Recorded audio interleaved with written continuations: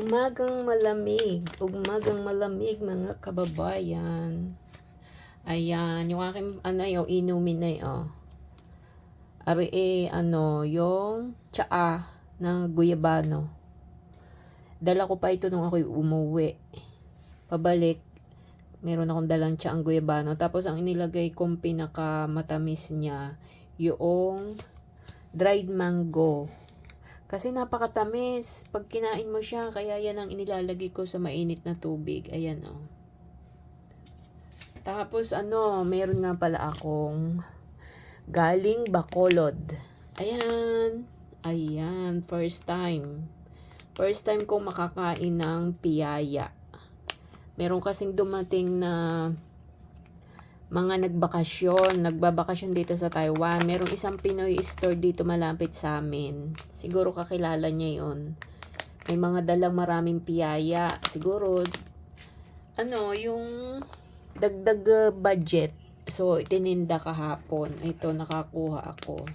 Hindi pa ako nakakatikim nitong piyaya na ito kung anong lasa. Ito daw ay sikat. Sikat sa Bacolod. So, titikman natin. Tamang-tamang partner nitong aking mainit. Kaya, titikman natin itong piyaya.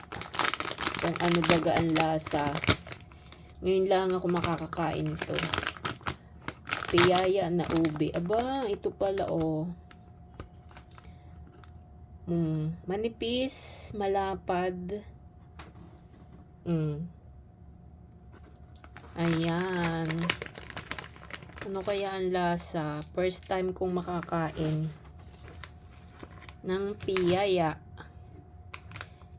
Nakikita ko na ito sa mga post, kaya lang hindi ako nabili dahil hindi ko nga alam.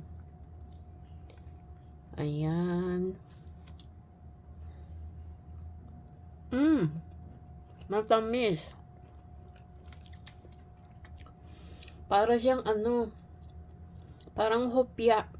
Hopya sa Tagalog na pinalapad. Naku po, ang tamis.